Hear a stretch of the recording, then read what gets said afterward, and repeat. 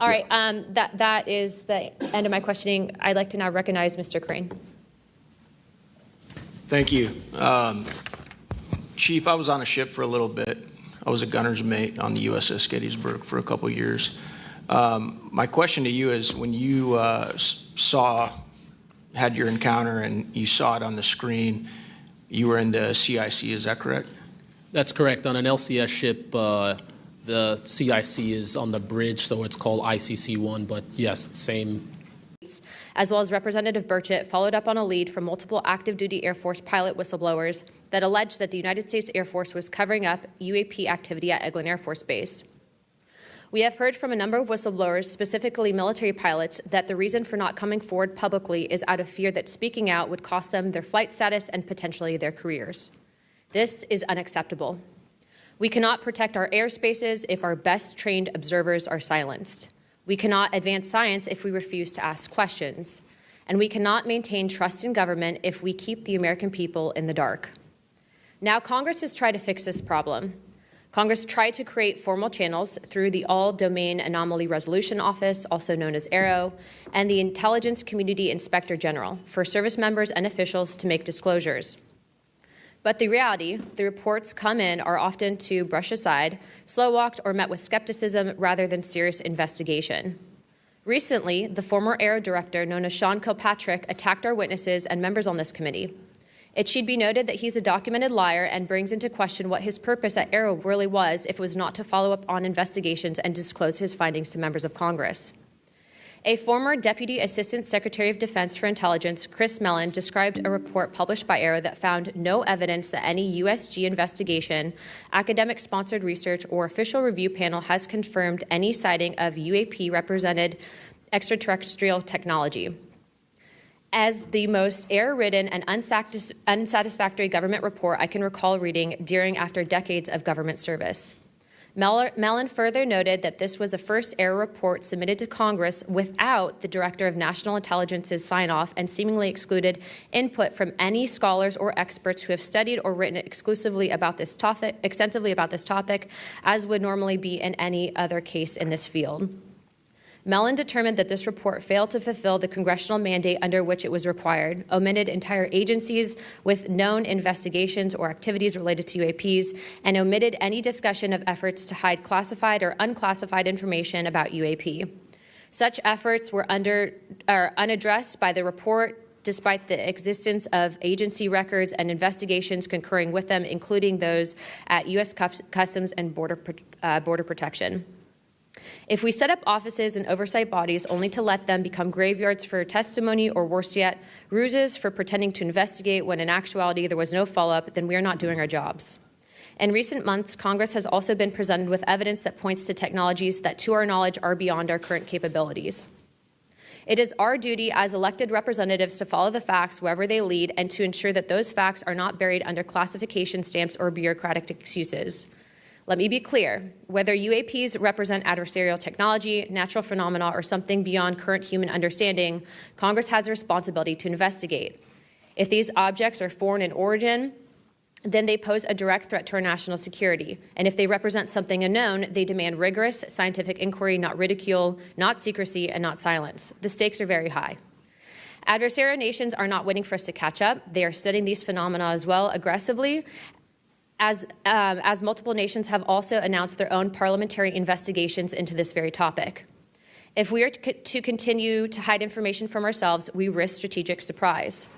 If we continue to ignore our pilots and service members, as well as countless government whistleblowers, we risk losing their trust. And if we continue to shield the truth from the public, we risk eroding the very foundation of democratic accountability. This is why this hearing matters. This is not about fueling speculation. This is about demanding the basic transparency from the Department of Defense and the intelligence community and other military contractors. It is about asking the questions every American has the right to ask. What do we know? What don't we know? And why in a free society are we being told so little? A major barrier to this committee's inquiry into UAPs has been the lack of cooperation and transparency from the Department of Defense and the intelligence community. In preparation for previous UAP hearings, the committee repeatedly asked the Department of Defense to allow members to view videos and files related to UAP incidences.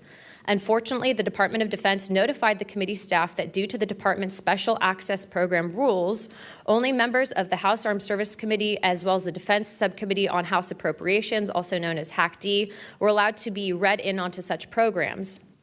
For a non-committee member to be allowed to view these documents and videos, individual members must be approved by the chairman and ranking member of both HASC and HAC-D. Independent SAP oversight has presented a consistent problem for Congress, as well as program budgets are classified. Additionally, oversight reporting to Congress is classified and only provided to the authorizing and appropriations committees of jurisdiction. The American people are not fragile. They do not need to be shielded like children from reality. What they cannot tolerate and what they will not forgive is a government that withholds the truth and punishes those who dare to speak up. I want to close with this. Future generations will look back at this moment and ask what we did when presented with the unknown. Did we look away, embarrassed or afraid, or did we pursue the truth with courage? I intend to be on the side of truth, transparency, and accountability, and I hope my colleagues on this task force will be able to do the same. To quote a few elected officials, Senator Schumer has stated, multiple credible sources allege a constitutional crisis over UFOs. Senator Rounds has stated that these are brilliant individuals and they are not making this stuff up. And our current Secretary of State, Marco Rubio, has stated very high clearances and high positions within our government in regards to these whistleblowers. Senator McConnell also described these whistleblowers as sane and credible. And the witnesses today are not alone. In fact, they're far from it.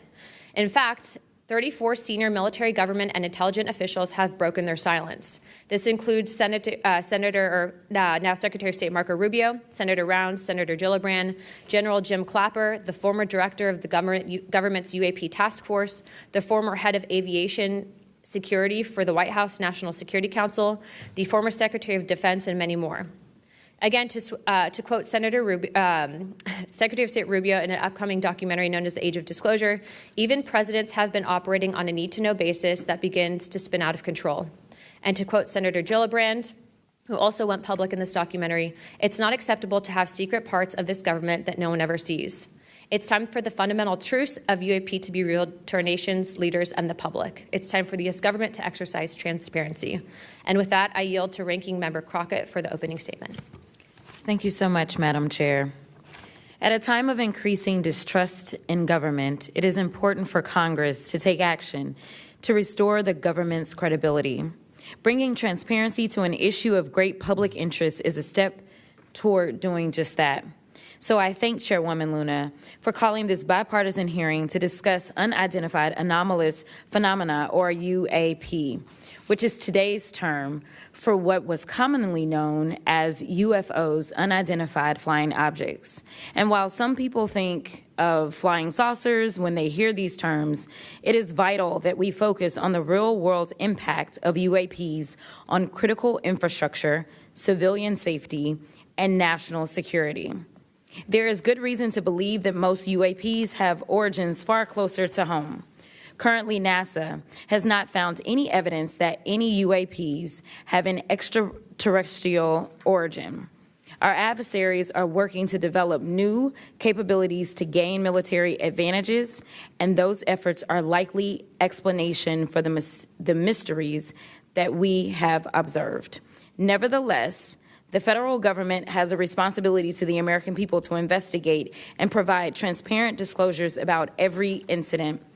The federal government is equally obligated to protect those who report what they've seen, especially to commanding officers and supervisors. And Congress should do everything in its power to protect whistleblowers and conduct oversight of agencies that are failing to provide that protection.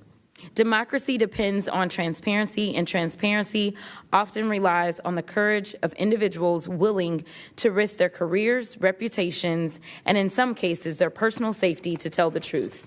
So I look forward to hearing from the witnesses today. We should welcome their accounts and acknowledge the bravery they have shown to come before us.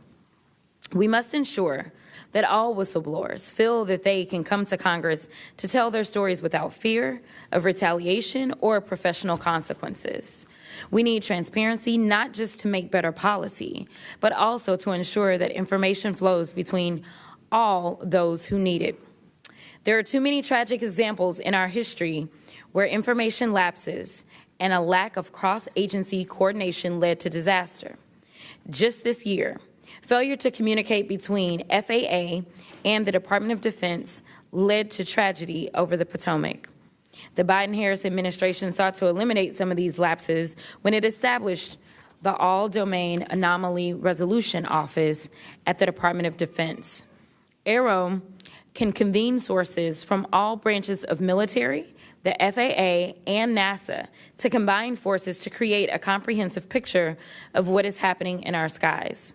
Some UAP reports have perfectly normal explanations: satellites, consumer drones, weather balloons, even pranks. But we need to track down each and every single UAP. The United States has millions of eyes in the sky, both electronic and human. But only the combination of civilian, commercial, and military sources can begin to create a complete picture. So we need to ensure that people can come forward and report what they have seen to the relevant authorities, and they have to have the right to do so without fear of retaliation. This country has a history of dedicated public servants standing up for what is right, even in the face of potential consequences. From the Pentagon Papers to Watergate to torture programs, whistleblowers have not only informed the public, but also empowered Congress to fulfill its constitutional duty of oversight. Past Congresses have written laws to grant legal protection for whistleblowers, and it is up to us to work responsibly with all sources to hold the executive branch accountable. We are here today to listen to the stories of those who have witnessed events of interest to the American people, and to support the policies that cultivate an environment that welcomes and protects whistleblowers. I hope this hearing will be an example of the respect and protection whistleblowers deserve and the importance of conducting oversight of the federal government. I yield back. I am pleased to welcome the panel of witnesses for today's hearing. I'd first like to welcome Mr. Jeffrey Nusatelli. He's a United States Air Force veteran and a career federal employee with more than 20 years of experience in national security, law enforcement, and public administration. Next, we have Mr. Alexandra Wiggins. Mr. Wiggins is currently serving as a Senior Chief Operations Specialist in the United States Navy. Mr. Wiggins is testifying in his personal capacity today and not on behalf of the United States Navy. Next, I would like to recognize the gentlewoman from Nevada, Representative Titus. Thank you very much, Madam Chairman, ranking members, for allowing me to sit with you on this panel today. I'm honored to be able to introduce a witness here who is from my district, George Knapp, who has been the definitive expert and reporter on this topic that you're exploring today, UAPs or UFOs. George is a longtime friend, I'll say that up front, but a very respected journalist and a recognized expert in this field nationally and internationally. Just a little something about George.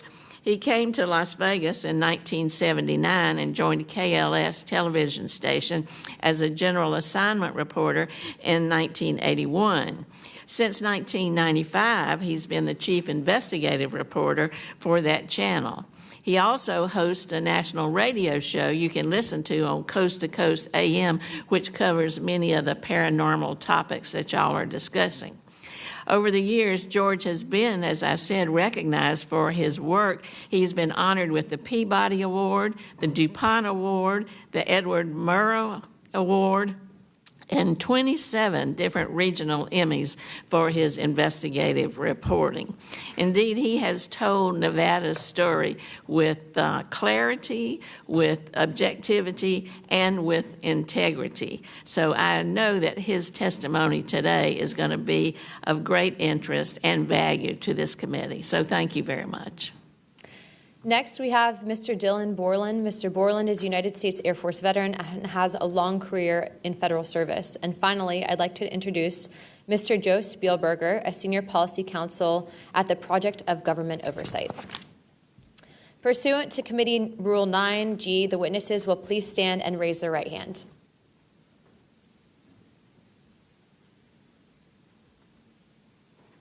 Do you solemnly swear or affirm that the testimony that you're about to give is the truth, the whole truth, and the nothing but the truth, so help you God? Let the record show that the witnesses answered in affirmative. Thank you. You may take your seat. We appreciate you being here today, and I look forward to hearing your testimony. Let me remind the witnesses that we have read your written statements, and it will appear in full in the hearing record. Please limit your oral statements to 5 minutes, but I understand you have a lot to get through, so if it goes a little over, don't worry about it.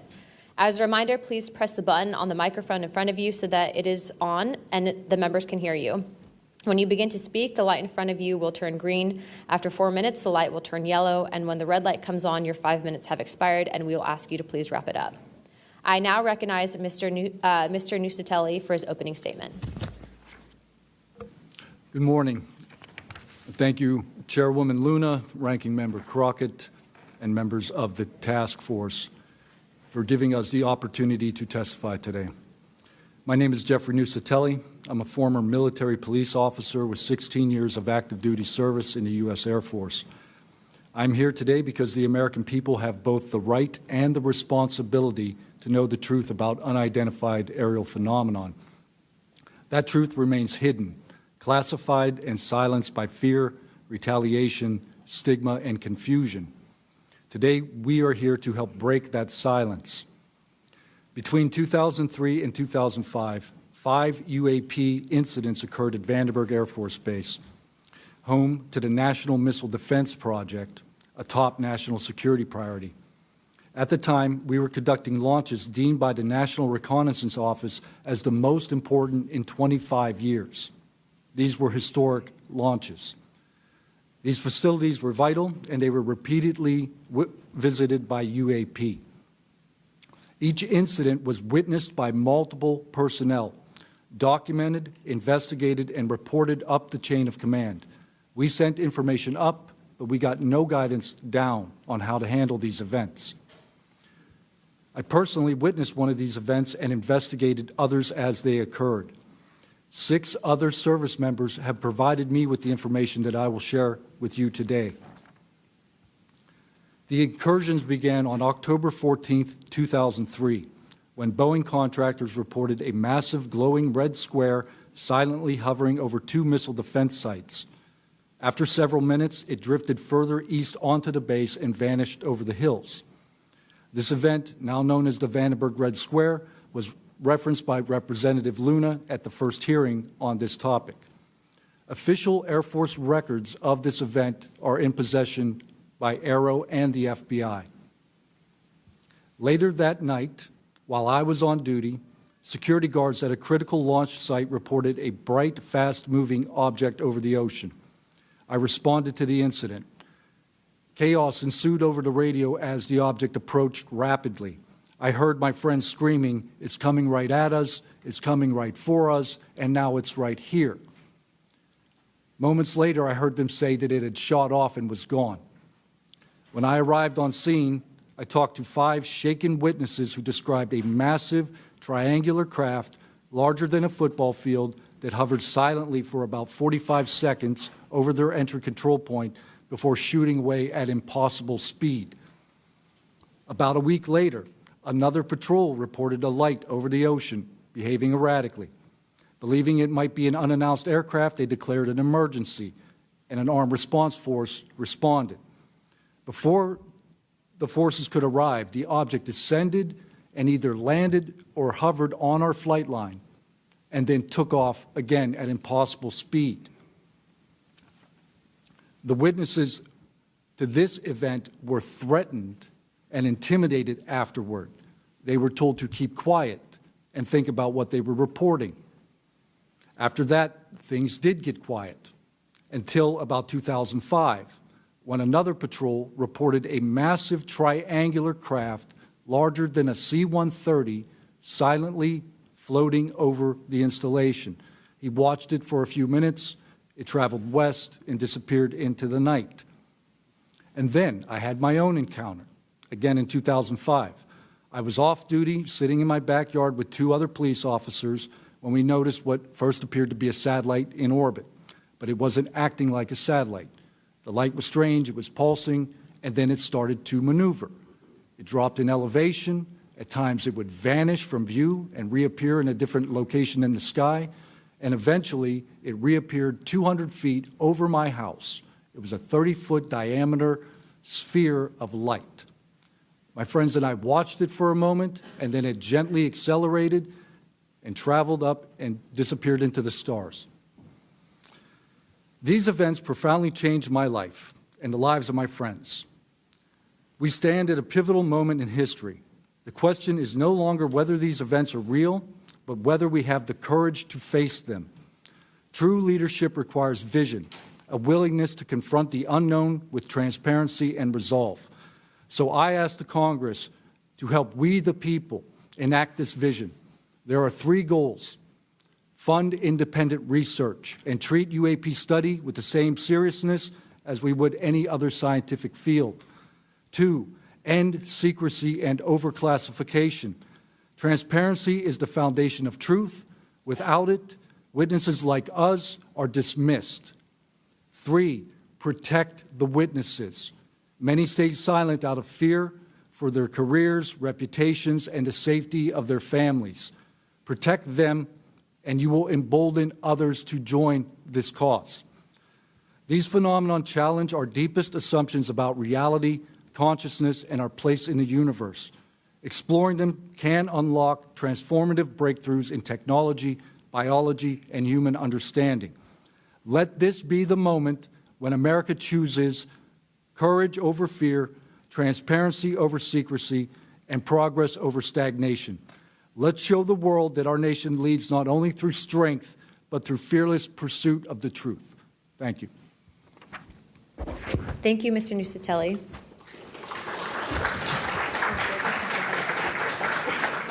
He's not on here. I now recognize Chief Wiggins for his opening statement.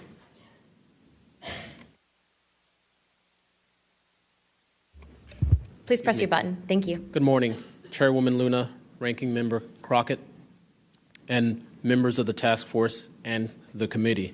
Thank you for the opportunity to testify today. My name is Alexandro Wiggins. I'm an active duty U.S. Navy Operations Specialist, Senior Chief Petty Officer, father of 3, and dedicated American testifying today in my personal capacity. The views I share are my own, and I do not represent the official positions of the Department of the Navy or any subordinate organization. On the evening of February 15th, 2023, at approximately 19:15 PST, in the Whiskey 291 warning area off the coast of Southern California, I was serving on board USS Jackson. During that period, I moved between the Interior Communications Center, ICC-1, and the bridge wing, correlating the sensor picture with visual observations, part of my routine responsibilities for surface and air picture management. What I observed and what our crew recorded was not consistent with conventional aircraft or drones as they appear on our system. A self-luminous tic-tac-shaped object emerged from the ocean before linking up with 3 other similar objects. The 4 then disappeared simultaneously with a high synchronized, near instantaneous acceleration. I observed no sonic boom and no conventional propulsion signatures, no exhaust plume, no control surface articulation on the Sapphire image system. Shortly after the synchronized departure, radar tracks dropped. These observations were multi-sensor and recorded inside of ICC-1 with time location overlay visible in our source frames that have been made public by journalists. From my experience operating in this region over many years and consistent with our public characterized encounters, unidentified objects reoccur in United States operation areas off Southern California. That fact alone does not tell us what they are, but it does argue the systematic, stigma-free reporting and for the preservation of sensor data so analysts can evaluate safe and intelligence implications with rigor. I want to underscore 3 points for the task force and the committee. Aviation and maritime safety. When crews and watchstanders observe objects that maneuver or accelerate in ways that does not match known profiles and do so near our ships and aircraft, that is, first and foremost, a safety issue. Standardized checklists and training should ensure we capture the best possible sensor data in real time, including IR settings, slant range estimates, and bearing and range altitude snapshots, and immediate chain of custody for any recordings.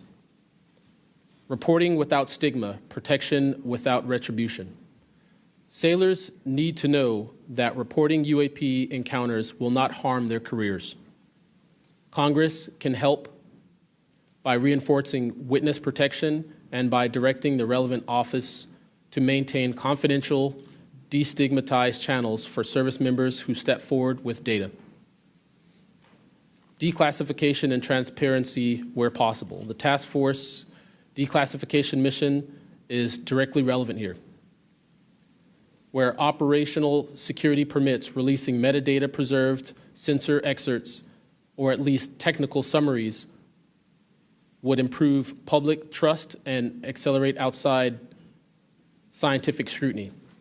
That includes, when feasible, the time geo-reference IR frames and radar parameters needed for independent analysis. To be clear, I am not here to make claims beyond my lane. I am here to provide a first-hand account of what I saw, what our systems recorded, and why it matters for safety, for intelligence, and public confidence. My request to you is practical. Help us capture, protect, fairly evaluate the evidence, and provide a safe pathway for those in uniform to report it. In closing, I want to thank the committee and the task force for holding this hearing and for placing this discussion in a forum where evidence can be examined carefully and openly. I appreciate your attention and stand ready to answer your questions. Thank you. Thank you, Chief.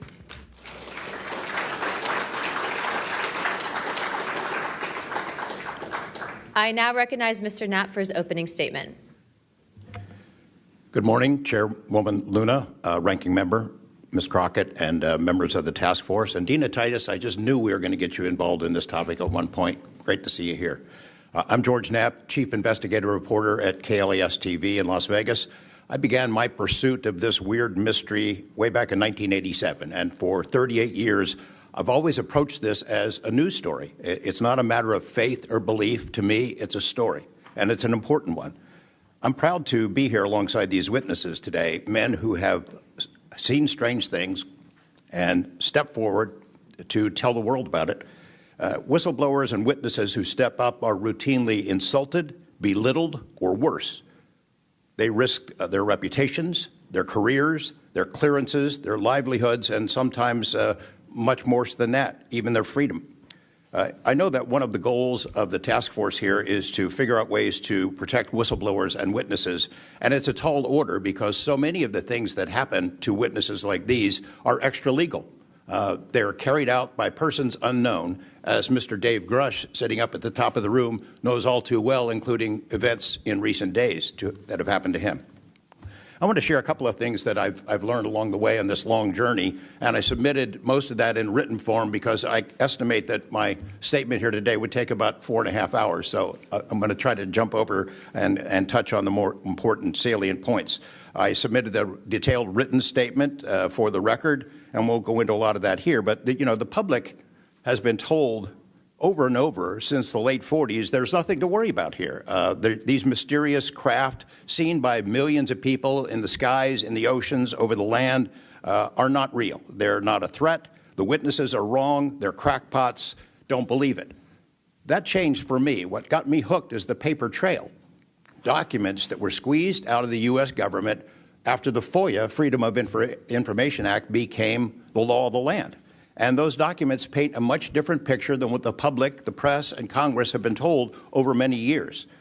The documents from military and intelligence personnel behind closed doors admit that, quote, these things are real. They're not fictitious. They can fly in formation. They're evasive, and they outperform any aircraft known to exist, including ours. The public, of course, as I said, has been told something much different. You know, back in 1989, I reported about a guy named Bob Lazar, who claimed that he worked at a facility dubbed S4 out in the Nevada desert, very near to Area 51. He said he was part of a reverse engineering program. He said there are alien craft that will be taken apart to figure out how they operated out there. And that was a pretty tall order. I had clearly taken a dive into the deep end of the pool there. But in the years since then, I've interviewed dozens of other people, and I've detailed what their testimony has been in the written statement. They include Senator Harry Reid, Senator Howard Cannon, also of Nevada, a guy named Al O'Donnell, who was the first general manager of EG&G in Nevada, which managed the Nevada test site, which blew up hundreds of nuclear weapons. There's a guy named Dr. James Lakatsky, who was a career scientist with the Defense Intelligence Agency, who was the guy who initiated a program called OSAP, Advanced Aerospace Weapons Systems Application Program, which is, as far as we know, the largest acknowledged UFO program ever funded by the U.S. government, which put together an amazing pile of information that members of this committee and the world, most of which they have never seen. The DIA still hasn't released 95% of what was prepared by that program at a cost of millions and millions of dollars. The one name I do want to bring up in this session, though, is Robert Bigelow. So looking into the idea of crash retrievals and reverse engineering, while OSAP, that program, was active, the DIA's contractor, Robert Bigelow of Las Vegas, made a bold attempt to acquire physical proof of UFO crashes. It's been widely reported and suspected that Lockheed Martin is one of the contractors, the defense contractors, that has held this stuff, stored it away in secrecy, and tried to figure out how it works. I have confirmed on the record that Robert Bigelow and a trusted colleague from OSAP met with and negotiated with senior executives at Lockheed Martin and hammered out a deal wherein Bigelow's company, Bass, would receive a quantity of unusual material that had been stashed away and protected at a facility in California. That material was not made here. I want to move on now to the Russia files, because that was going to be sort of the central impetus of what I was going to talk to you about today. Back in the early 90s, I got into Russia, met with a number of their defense officials, Ministry of Defense and others, who confirmed for me that Russia had been doing the same thing that the United States had been doing, that is, secretly studying UFOs while publicly saying something completely different. The documents and interviews that I obtained and have now shared with this task force show that the USSR launched what is almost certainly the largest UFO UAP investigation in the world. The first phase of that was an order was sent out to the entire USSR military empire that every unit, you see anything strange in the sky, a craft, an orb, something unusual, you had to gather all the evidence, collect testimony from the witnesses, look for physical evidence, and all of that information went into one program at the Ministry of Defense. Thousands and thousands of these reports came in. A lot of them were first routed to the KGB, but then back to another program that came after this collection effort called Thread 3. And Thread 3 was an analysis program. We provided to the committee the documents of what they were trying to do, and essentially they were trying to build their own UFOs. They were using the information from their observations and studies to try to figure out that technology. The guy who was in charge of that program, Colonel Boris Sokolov, told me that their goal was to basically develop technology that would be superior to anything we had, based on what they learned from UFOs. Mr. Knapp, just in the name of time, Sure. To my understanding, did you have anything you wanted to submit for Congress to see in this committee? I have submitted those documents. Would you like to play any videos? Do you have a video that you would like to play? I don't think it's for me to play. No, that was for Alexander. Yeah, Alexander's video. Okay. You could play it. He could narrate it. Okay. We can, in the name of showing that video to everyone on the task force, we'd like to play that video at this time. Sure.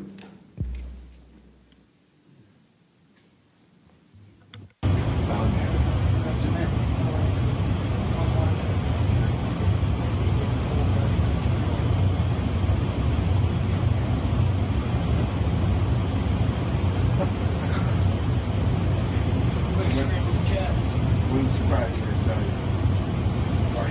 You call it the VVSS team. Yeah, like 22,000 feet.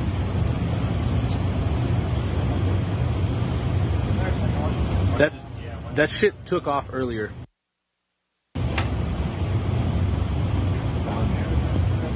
we can get rid of the audio real quick. Mr. Wiggins and Mr. Knapp, we'll get back to what that video was in a moment, but we just want to make sure that it was entered into the record, as well as all the documents. Those will be able to be publicly found for everyone in the country to view. If we could, Mr. Knapp, we'll continue on the line of questioning, but I'm going to move on to Mr. Borland's opening statement. Good morning, members of the task force and the committee. I would like to express my gratitude for being invited to testify to the current task force created under the People's Chamber and the American public. As an American citizen, veteran, and intelligence community professional, it is an honor and a privilege to serve under oath before you on behalf of our country. I speak for myself and no former agency or company I have been previously affiliated with. My name is Dylan Borland, a former 1N1 geospatial intelligence specialist for the United States Air Force in an active duty enlisted capacity from 2010 to 2013. I've also been employed with BAE Systems and Intrepid Solutions as a senior analyst, expert in analyzing video, radar, and advanced electro-optical imagery for official identification of aerial order of battle, as well as naval and ground order of battle. I'm a federal whistleblower, having testified to both the ICIG and AARO with direct firsthand knowledge of and experience with craft and technologies that are not ours and are reportedly operating without congressional oversight. Because of my direct knowledge of the reality of certain legacy UAP programs, my professional career was deliberately obstructed, and I have endured sustained reprisals from government agencies for over a decade. From 2011 to 2013, I was stationed at Langley Air Force Base, Virginia, conducting 24-hour operations via manned and unmanned aerial vehicles for Special Operations Forces in the global war on terror.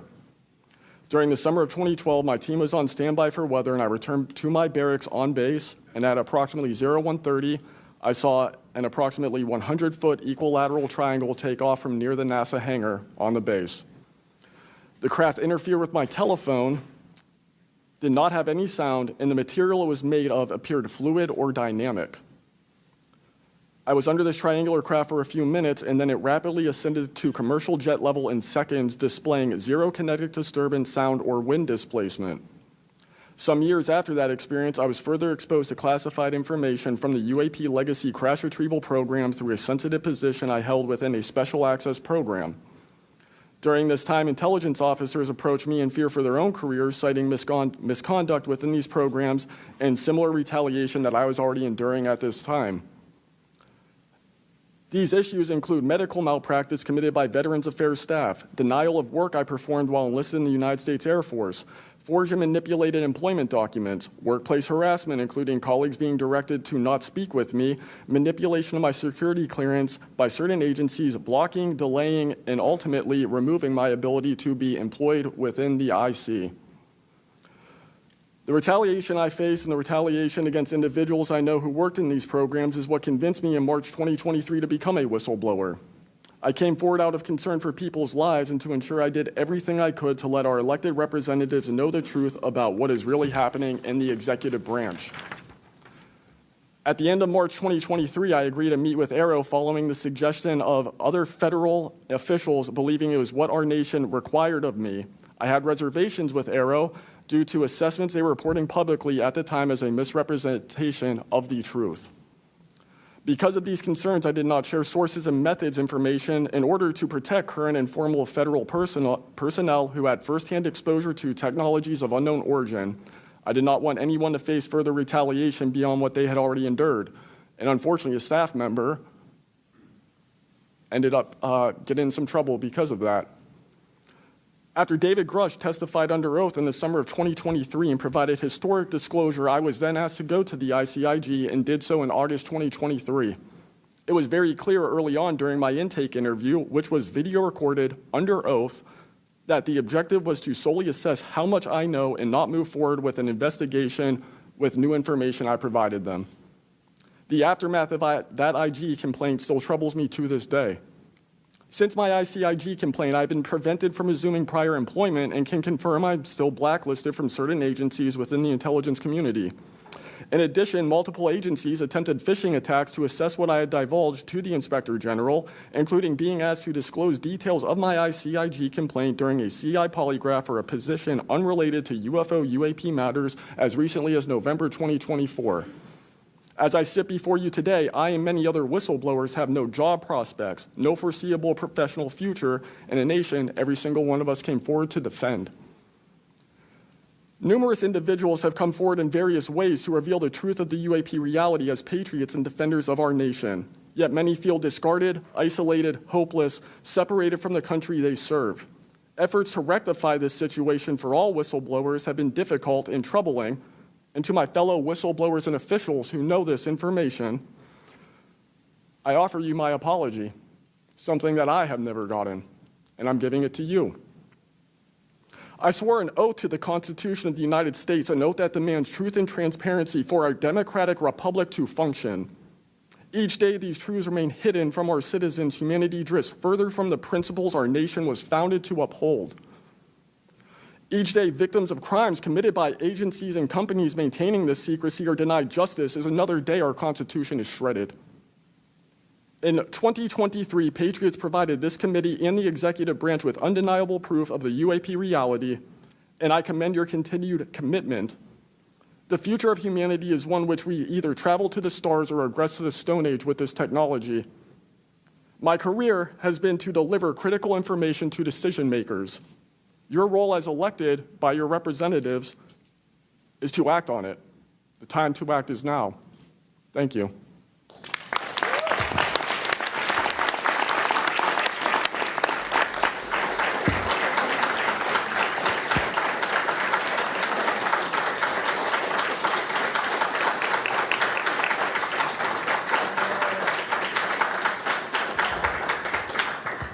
Mr. Borland, thank you for your service to our country, and we appreciate you. And we are sorry about how you've been treated, and we will make sure that we try to rectify that situation.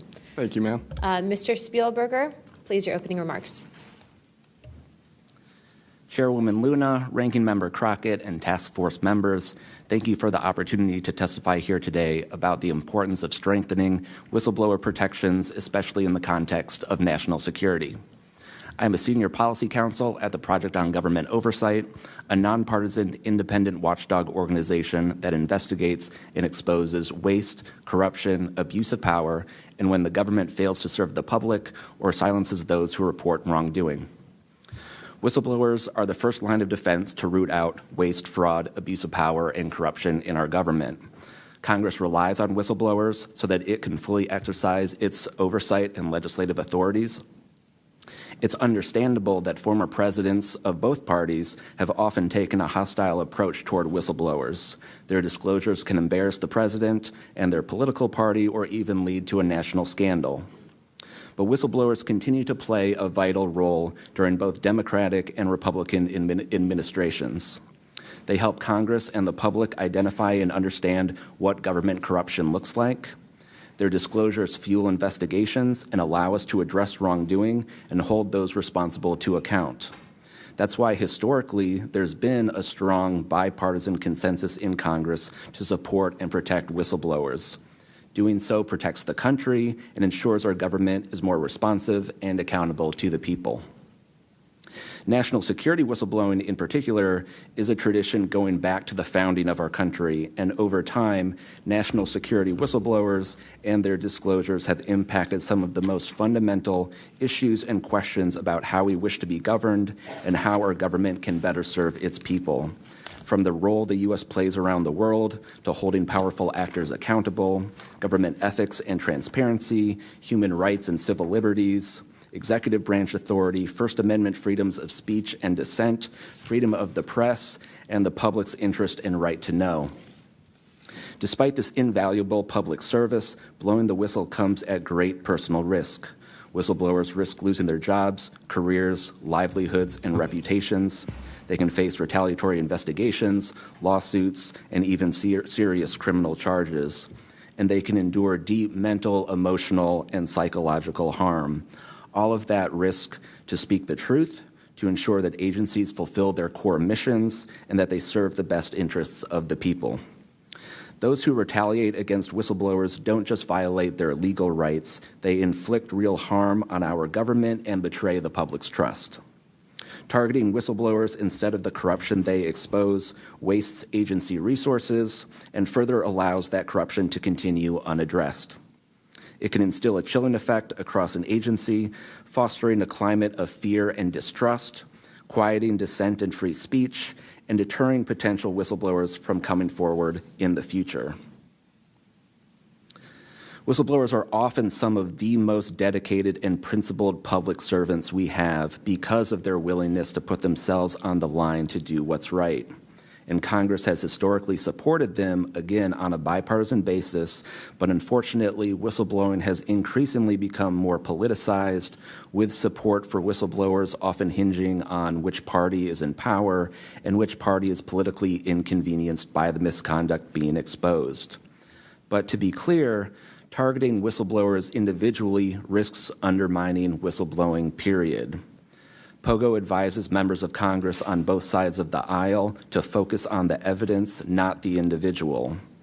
We will always need whistleblowers to achieve the government that best serves its people, because when people of conscience, integrity, and good character refuse to speak up out of fear, complacency, or self-preservation and leave corruption to fester behind closed doors, that is probably the most dangerous risk of all.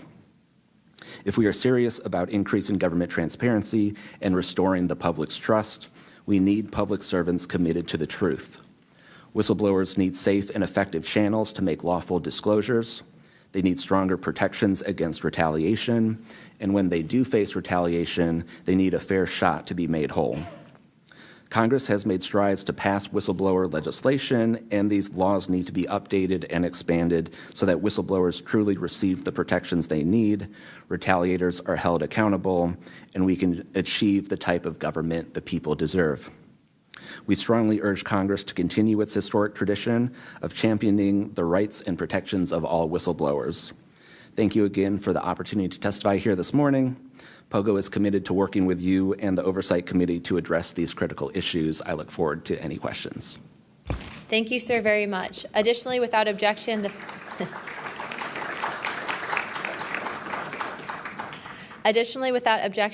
following members are waived onto the task force for the purpose of questioning witnesses at today's hearing: Representative Perry of Pennsylvania and Representative Grothman of Wisconsin. Sorry, and Representative Biggs from Arizona. I already got you, but yeah, we're good. Without objection, so ordered. I now recognize myself for 5 minutes of questioning. As my friend Mr. Moskowitz might have to go, would you like to go now? Okay, all right. Mr. Borland, in your testimony, you described witnessing large triangular craft while stationed at Langley Air Force Base in 2012. Can you explain what you observed in terms of size, behavior, and why you're confident it was not conventional technology? Great question, ma'am. So on the base, I lived in the barracks. There was a little smoke pit outside. I was there on the telephone and looking across to the flight line, and I see a white light pop up and stop about 100 feet in the air. I thought it was a weather balloon. I've seen tests from there before, weeknight, normal thing, not surprising. I actually finished my cigarette, and I began walking up towards the flight line. There is a track, and because I was on 3 months of night work, I would walk the track at night when we were weather down. And as I began walking towards the flight line and the track, the light then flies across the base, across the flight line, and as it flies to me, a triangle manifests around the light. I can't tell you if it's active camouflage. I can't tell you if it appeared around the light, but I can tell you that it was a white light, and then it was a triangle. It stopped about 100 feet in front of me and approximately 100 feet above me. My telephone got extremely hot, completely froze, dead. I remember how thick it was. It was between 1 to 2 stories thick, equilateral triangle. I could never see the top of it, and the edges were 90 degrees. There were 4 lights in total, 1 light on each corner, and a larger light in the center, 2 to 3 times the size of the corner lights. But what was really odd was the outside. The best way to describe it is like looking at a James Webb telescope picture where you have the colors and then the black background. So the craft itself was this black metallic flake paint, but on top of the craft was this gold lava, plasma, some type of fluid going over and around the craft. I'm under this for about 2 to 3 minutes, and then the center light flashes 2 to 3 times, no sound, immediately shoots up to commercial jet level minimum, in my opinion, and I immediately feel static electricity all over my body, and then I smell the smell of after a thunderstorm or lightning storm, that really strong summer thunderstorm smell. Gets up to flight level. I'm trying to get my phone reset, and I can only see the center light at this point. If I didn't actually see it take off, I would have thought it was a star. And then it hovers up there, and it begins to slowly move due east out over the Atlantic Ocean. I finally got my phone reset. The entire thing was about, from the time I saw the light pop up near the hangar until it took off out over the ocean, was about 15 minutes. And following up to that question, after you disclosed this information to the intelligence community Inspector General, you were subject to phishing attempts and job blacklisting. How widespread do you think this is across the intelligence community for those who raise concerns regarding UAP programs?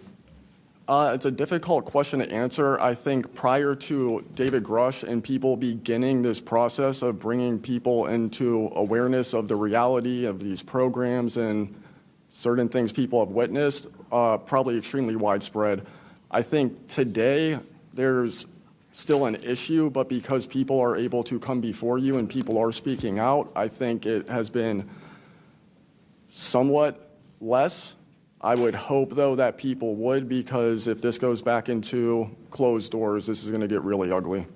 What type of behavior have you witnessed from former Aero Director Sean Kilpatrick as well as his staff in relate to this information you provided to them? Did they ever try to classify this information as non-human technology? Good question. The problem with this is that I know what I experienced firsthand, and I know other things. I think the staff at Aero that I met with in March of 2023, I think they were good people doing the job they were told to do. I did not meet with Kirkpatrick. He was either not present or did not want to meet me that day. However, they did classify information about the reality of this subject, and it was very concerning because in my Aero MFR, they had actually referenced a former staff member that was the one who told me to go there, and they probably shouldn't have done that. And real quick before my time is up, and we might go to second round of questioning just so you're all aware, how important, given everything that you've seen and experienced, is the UAP Disclosure Act of 2025 in restoring both public accountability and trust? I think very important. I would hope, though, that the 7-year window could be shrunk, my opinion, but very important. The truth needs to be known. Thank you very much. I now recognize Jared Moskowitz of Florida. Thank you, Madam Chairwoman. Thank you for allowing me to wave on to the committee. I remember, the last committee when we had a bunch of former military personnel folks that either served on bases, were pilots, or were in different programs experiencing knowledge.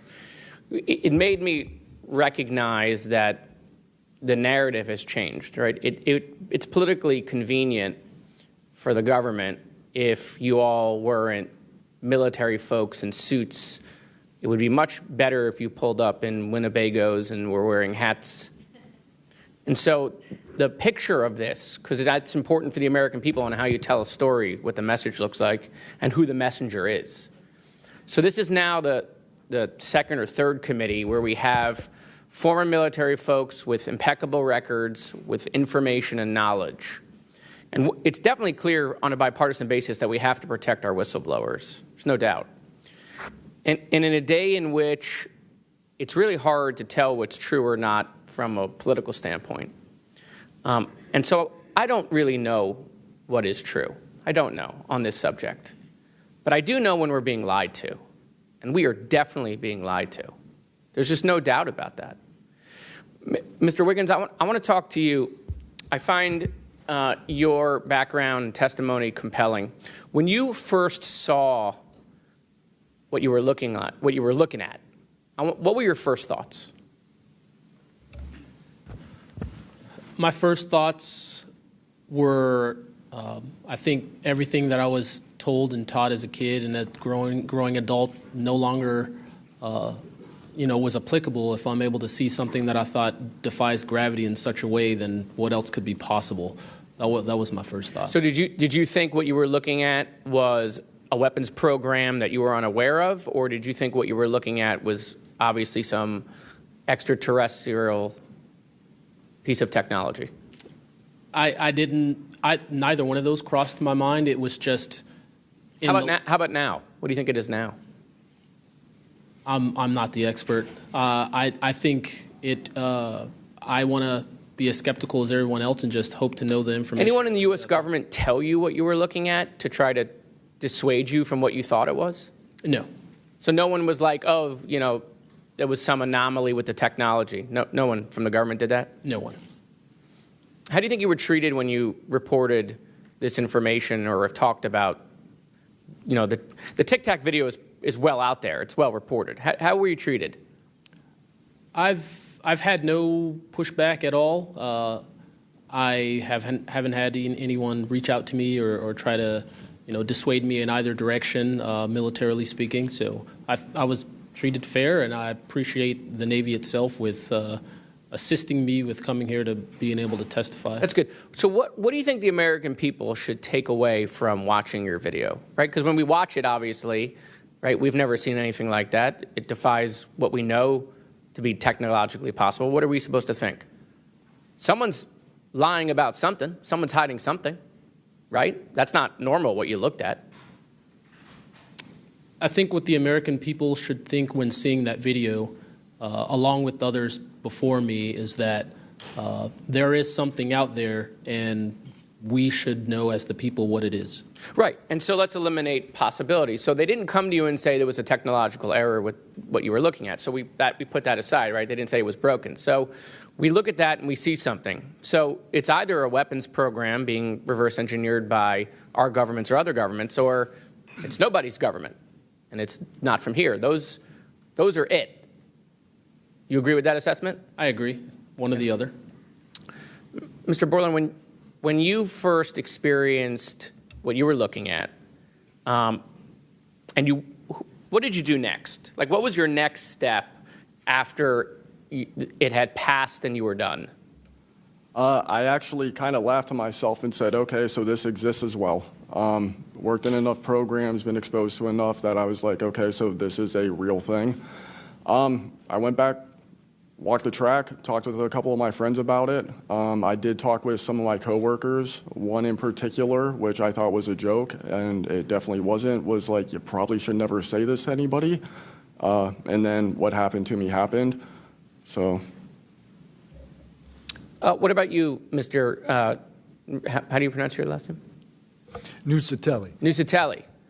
And sorry, I know I'm running out of time, Madam Chairwoman. So obviously your incident happened well before we could record things on cell phones and things of that nature, right?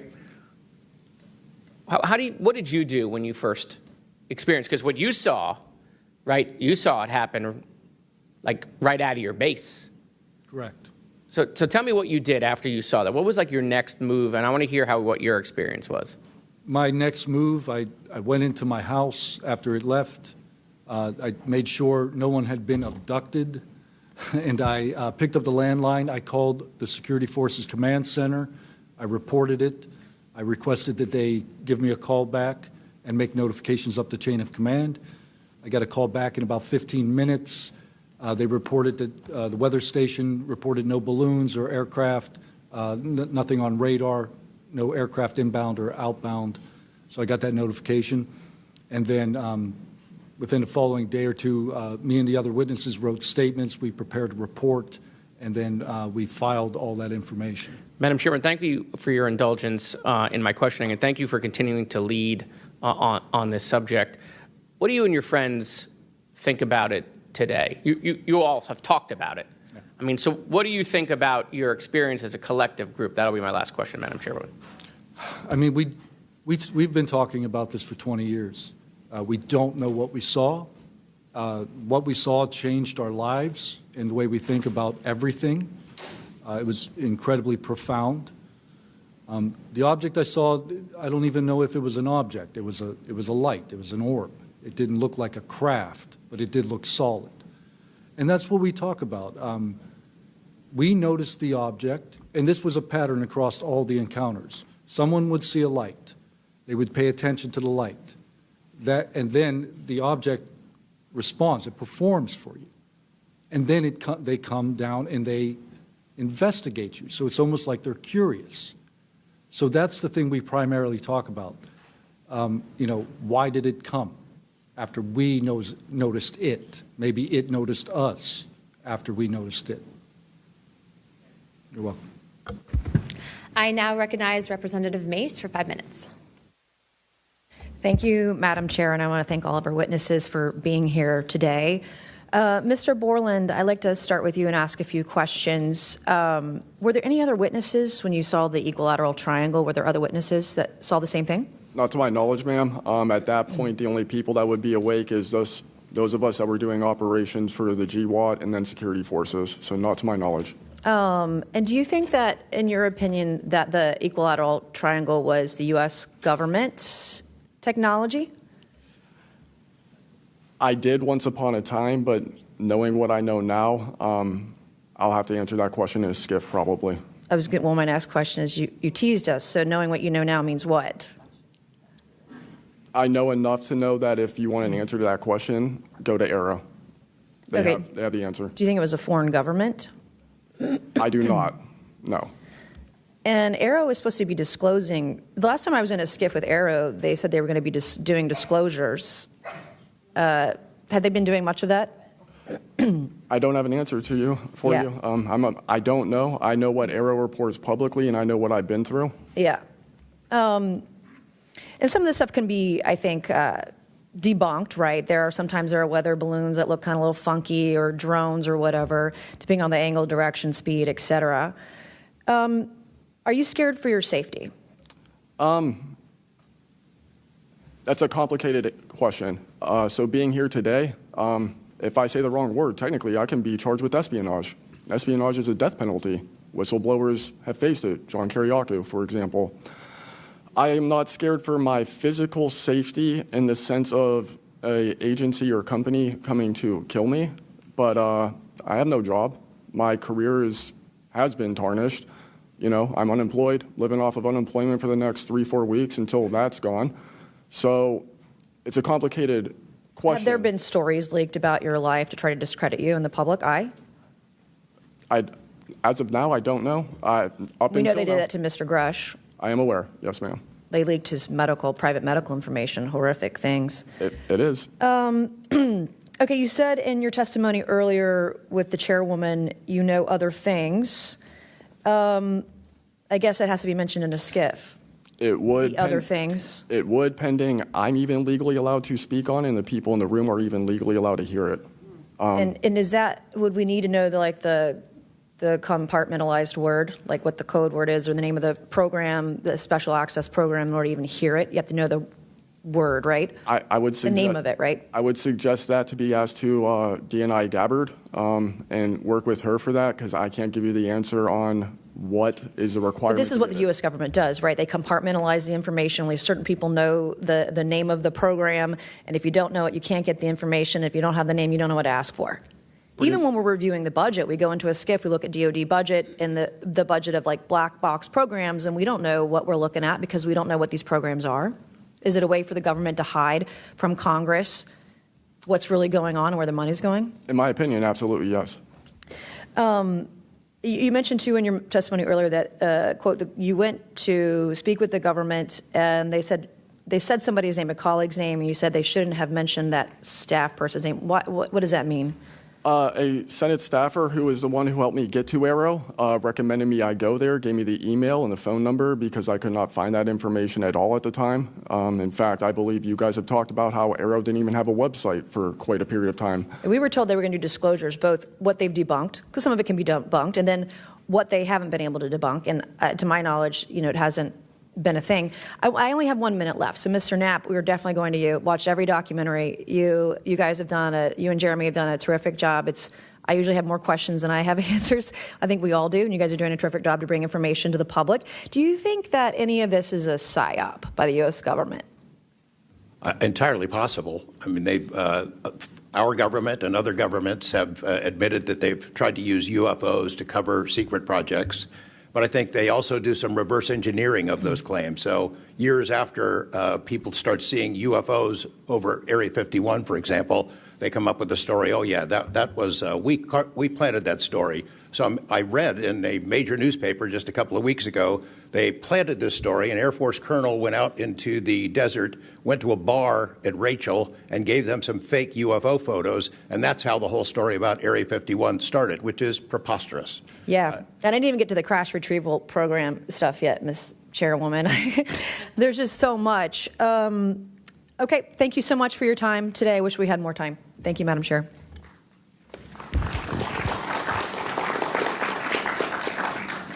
I now recognize Ms. Crockett for 5 minutes.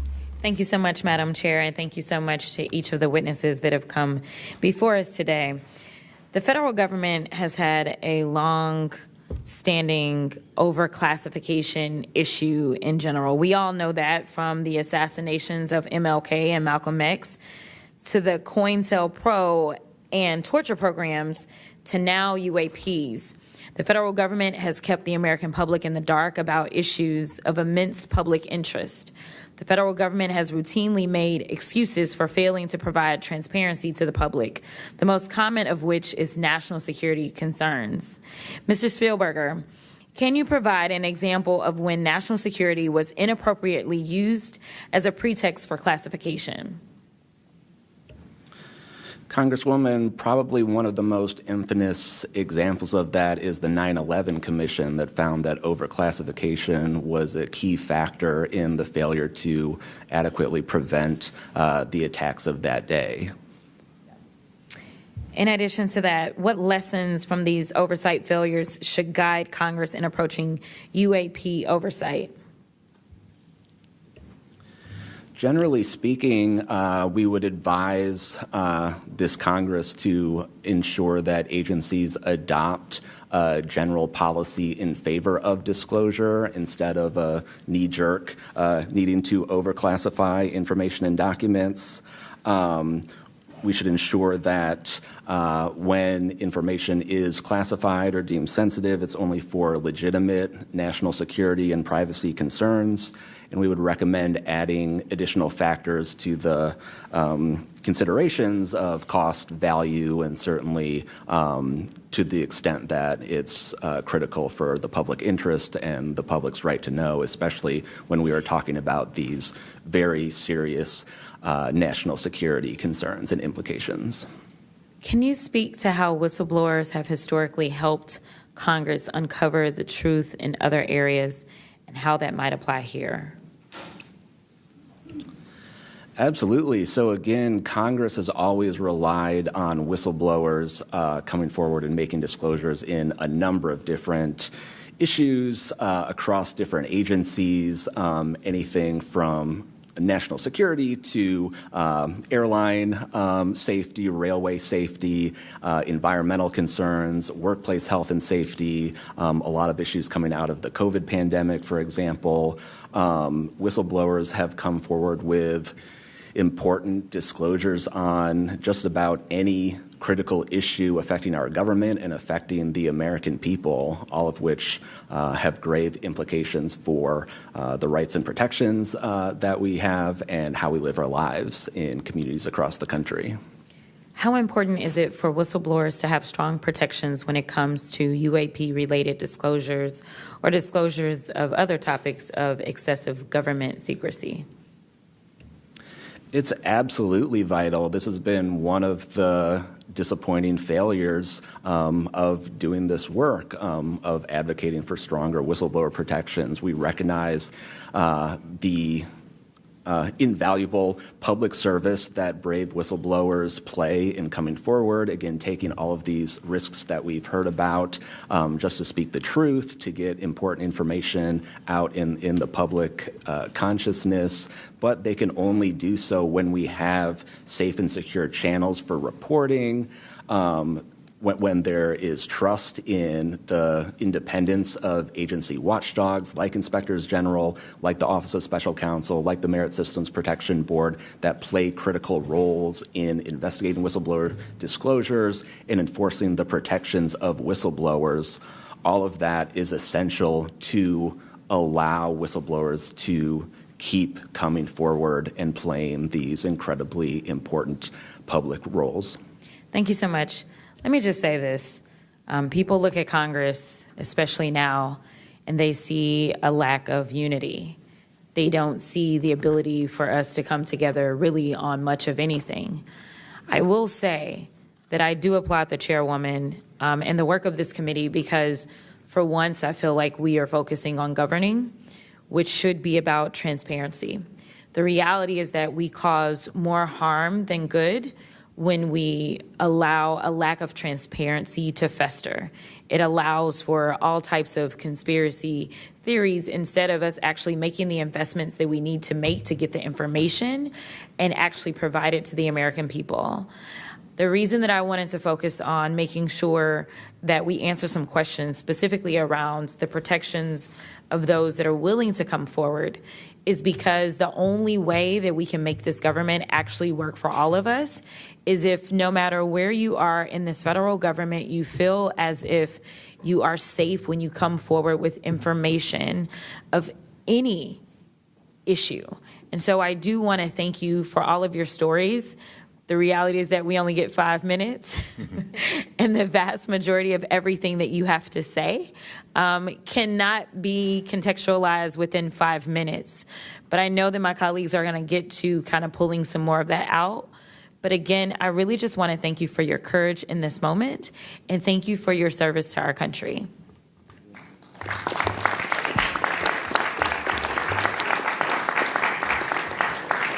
I now recognize Mr. Burchett from Tennessee for 5 minutes.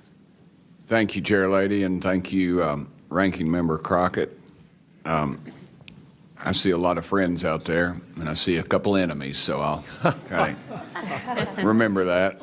But it's a pleasure being here. I want to remind people, too, this thing is an ongoing deal. We're not going to get this overnight. We've been fighting this battle, some of y'all, for 30 years and maybe longer. I hope we just keep focused on what we're trying to get to is total disclosure.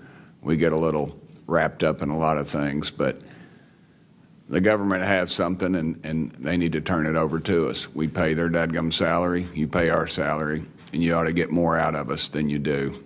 And that's what disgusts me about this whole thing. I think they're just trying to run the clock out on us, really. They'll poke us a little, and they'll make jokes to us and try to pull us off the target, but I think we know where we're at, and that's why they're firing at us, because we are over the target.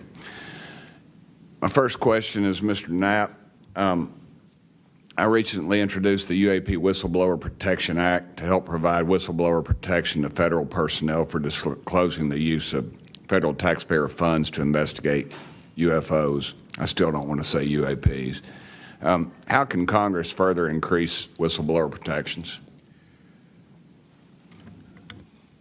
I think you got to unleash the dogs and go track down the money and where it goes, because a lot of this stuff has been moved out of government. Sure. As you know, Rep. Burchett, it's been given to private contractors who stashed it away. They've had it for so long that there's nobody left inside government, or very few, who know where it is. And they do that to keep us from FOIA, correct? Yeah, it's to keep it from FOIA. And I think that the contractors who've had this stuff for a very long time set their own standards about who is allowed to know what. And it's a very small group that ever cracks that. I think Representative Luna has been looking at the use of classifications to hide things. I'm not sure that even this committee getting security clearances that should allow you to see this stuff would allow you to follow where it really goes. I worry about the people that are looking at it and don't even know what they're looking at. I mean, it's gone through so many, since Roswell, for instance. I mean, you think there's nobody even alive that was around any of that stuff. Yeah, so I don't think they've made much progress from the people that I've talked to. I don't think they've made much progress in learning that technology. Might have made some, but you wonder, the implication is tic-tac. Oh, yeah, that's ours. What flew over Washington, D.C. in '52, is that ours too? When are you going to break that out? You guys authorized tens of billions, hundreds of billions of dollars on weapon systems that can't do half of what we've seen UFOs do. So when do they break this out if it's really a classified project could change the world? I don't think they've made much progress, and I think they've been lying to us and to you and the rest of the world, and they're still doing it. Yes, sir, I agree with you. How did you manage to obtain the classified Russian UAP documents, and how did you get them back in the United States? Well, I met this Russian physicist who was in the United States lecturing. And I want to clarify that. I can't even take a thing of honey home on my airplane when I fly back to Tennessee. Yeah, so I did something pretty dumb. And I'm bitter about it, but go ahead. I did something kind of dumb. I met with these officials who, during that time period, glasnost, perestroika, the Russians were trying to open up to the world, and I saw it as a window of opportunity, and it was. And we were able to talk these folks into providing us information that otherwise we would never have seen. Some of that was classified. I found out that they only stamped the top pages of these documents that were classified, so I just removed them. I removed those pages, and I carried them out. And if they'd caught me, I'd be in a gulag still. Yeah. We'd be saying, what happened to George Knapp? Oh, yeah. What happened to the Russians that came forward to you in 1993, and were there any repercussions for them? Well, there were. The first thing that happened when I talked about this after getting back and going through the files and things and sifting through it, the Russian physicist who had helped us introduced all these people wrote back and said there was a huge eruption, that there was the real right, far autocratic forces that wanted a return of the USSR had really go after these guys. They described them as traitors. Nikolai Kapranov, the physicist friend of mine, said, look, if this had happened 5 years earlier, we would be in prison. If it had happened 10 years earlier, we would have been shot.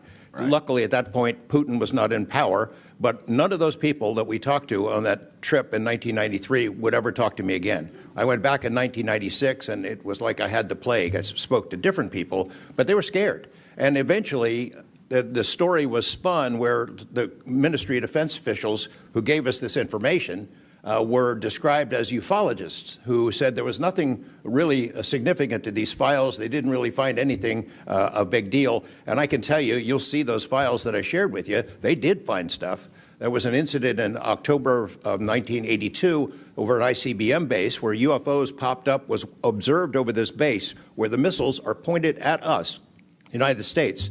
These UFOs perform incredible maneuvers. They split apart. They fuse back together. They'd appear and disappear. And right at the end of this 4-hour period, the launch control codes for the ICBMs lit up.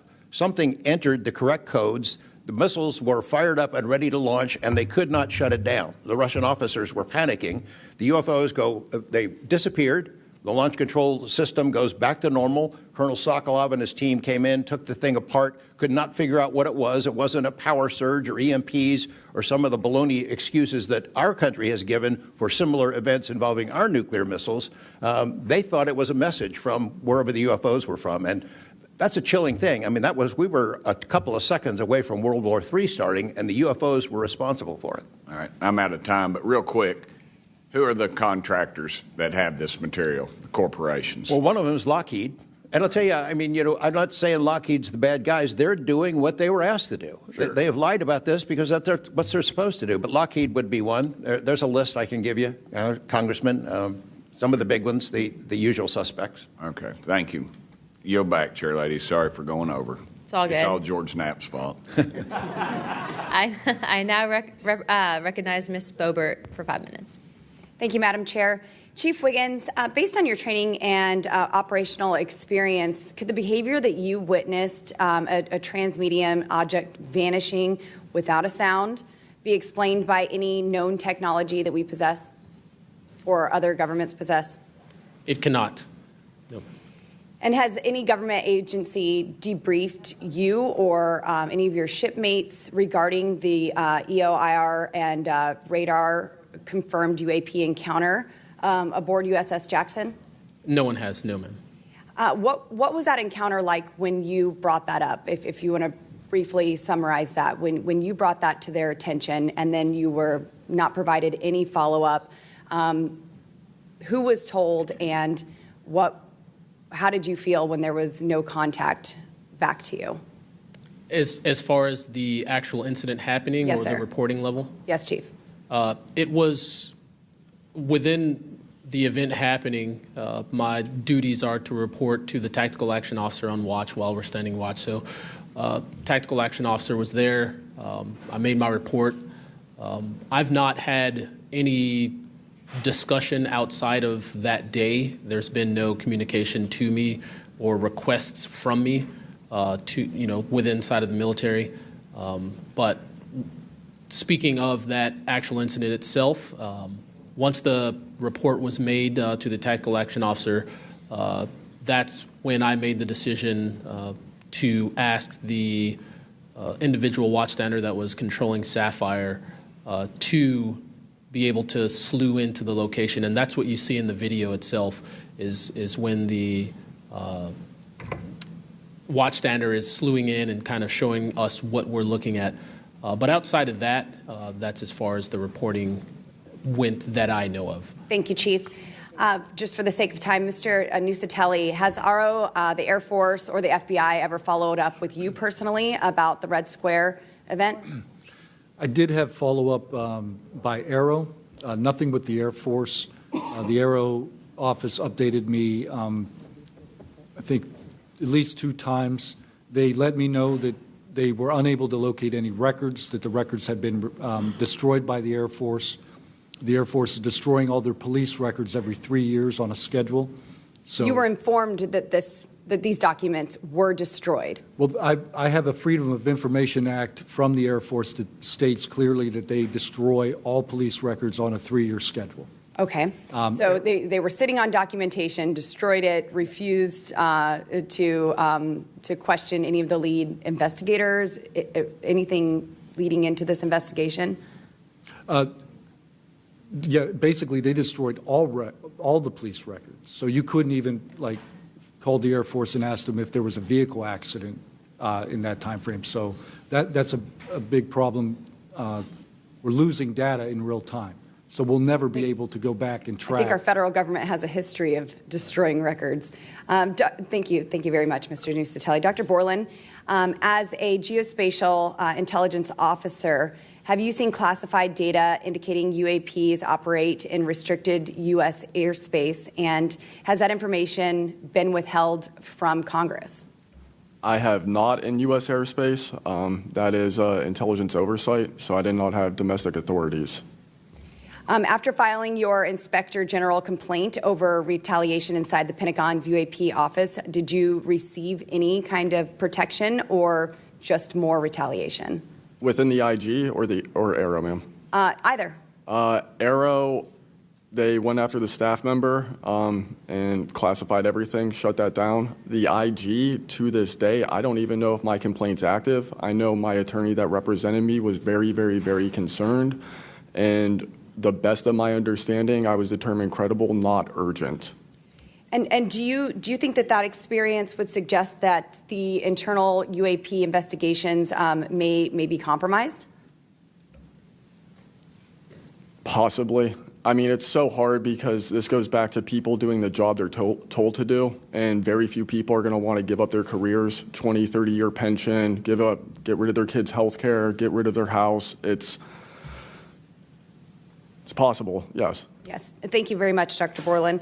Mr. Spielberger, do national security whistleblowers currently have any external appeals processes to challenge retaliation, or are they just stuck relying on the same agencies that they're accusing?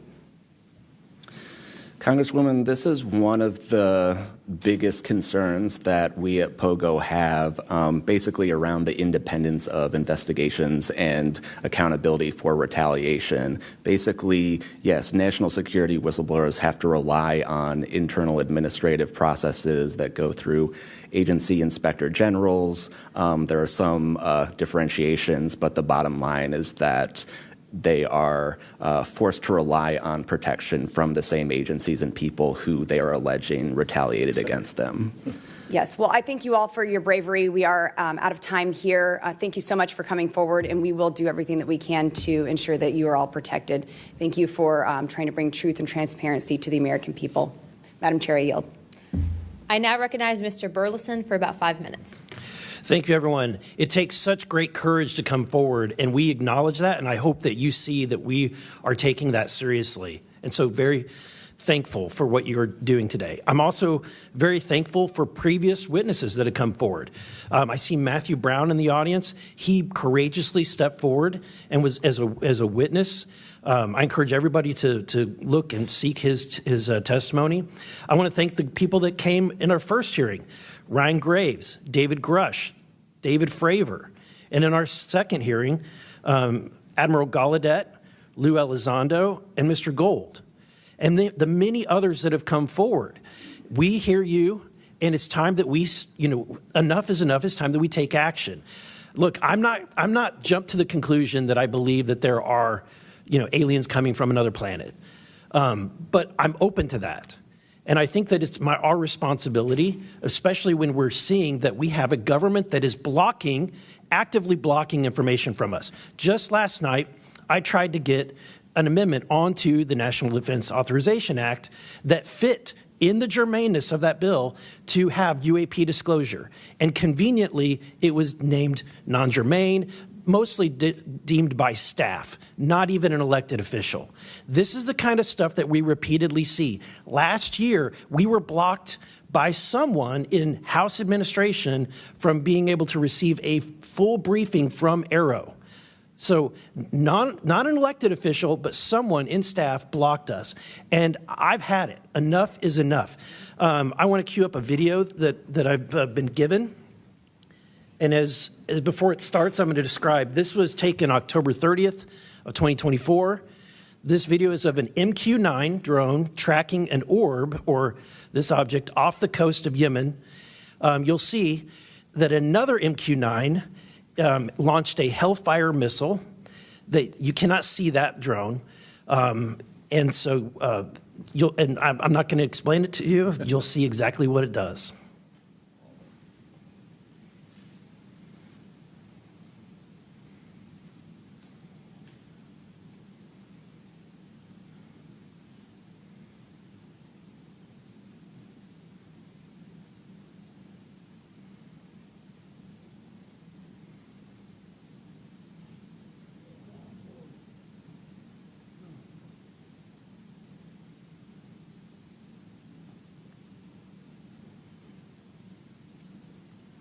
This is when it zoomed out, so you can still see it traveling. Declassified? So, Mr. Knapp, have you heard about events like this occurring? And what information might you have? I have heard about events like this. I have heard about this event. Jeremy Corbell and I talked about it in one of our episodes a while back. We did not have the video, though. There are servers where there's a whole bank of these kind of videos that Congress has not been allowed to see, that the public hasn't been allowed to see. Occasionally, some of that stuff gets out in the wild, and it comes our way. It should be going to you. The public should be seeing this stuff. And why you're not allowed to, I don't know. But that's a Hellfire missile smacking into that UFO and just bounced right off. And it kept going. It kept going, and it looks like the debris was taken with it. Yeah. What the hell is that? What flies like that? Again, I'm not going to speculate what it is, but the question is, why are we being blocked from this information consistently? I want to ask this just question. How in the world, this is the document. I want to enter this in for the record if it hasn't already been entered, Madam Chair. The document that you provided on thread 3, this is a huge file. How in the world did you smuggle this out of Russia? Carefully. In your socks? I don't think I want to be really specific about it because I might have to go back there and get some more sometime. Okay.